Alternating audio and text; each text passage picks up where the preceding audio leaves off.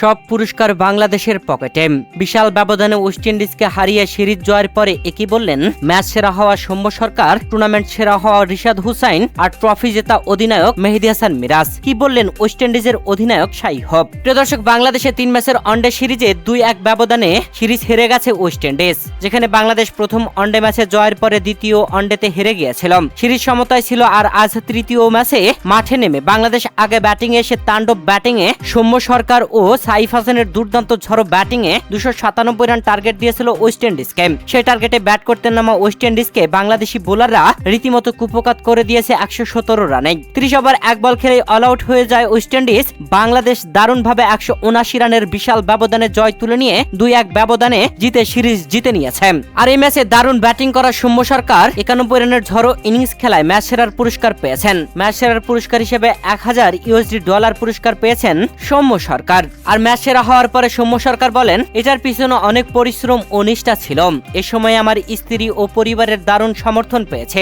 দর্শকদের ভালোবাসা ও উৎসাহ সবসময় অনুভব করেছে। দলে ফিরতে পেরে ও রান পাওয়ায় আমি গর্বিত। প্রিয় দর্শক, এরপরে সৌম্য সরকার ফ্যান্সদেরকেও অনেক অনেক ধন্যবাদ জানিয়েছেন। ওয়েস্ট ইন্ডিজের বিপক্ষে এই ওয়ানডে সিরিজে দারুণ পারফরমেন্স করেছেন রিশাদ, তাই তো টুর্নামেন্ট সেরার পুরস্কার পেয়েছেন রিশাদ হুসাইন। টুর্নামেন্ট সেরার পুরস্কার হিসেবে রিশাদ হুসাইন $2000 পুরস্কার পেয়েছেন। আর টুর্নামেন্ট সেরার পুরস্কার পাওয়ার পরে উপস্থাপকের করা প্রশ্নের জবাবে রিশাদ হুসাইন বলেন, সবার প্রথমে আমার পারফরমেন্সের জন্য আল্লাহর কাছে কৃতজ্ঞতা প্রকাশ করছি। আজ আমি খুবই খুশি। আমি চেষ্টা করেছি গুড লেন্থে বোলিং করার এবং ভাগ্যক্রমে সেটা কাজে দিয়েছে।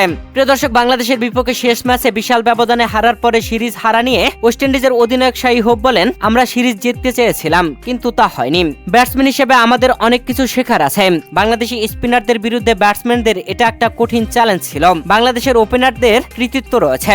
এই ধরনের পিচে খেলোয়াড়দের সমালোচনা করা উচিত নয়, আমাদের সময় দেওয়া উচিত। পিচ অনুযায়ী 170 থেকে 180 রানই ছিল যথেষ্ট, তবে আমরা অতিরিক্ত রান দিয়েছি।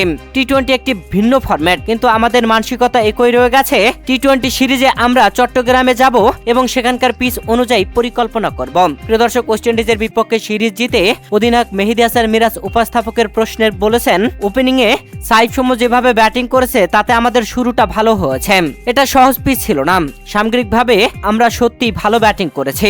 গত কয়েক ম্যাচে আমরা যেভাবে ব্যাটিং করতে চেয়েছিলাম সেভাবে ব্যাটিং করতে পারেনি, তবে আমাদের মানসিকতা ছিল ইতিবাচক। রিশাদ হুসাইন পুরো সিরিজ জুড়ে অসাধারণ ভালো খেলেছেন। এবং শেষে মিরাজ বলেন, আমরা অনেকদিন পর ওয়ানডে খেলছি এবং নিয়মিত খেলতে থাকলে আরো ভালো কিছু হবে।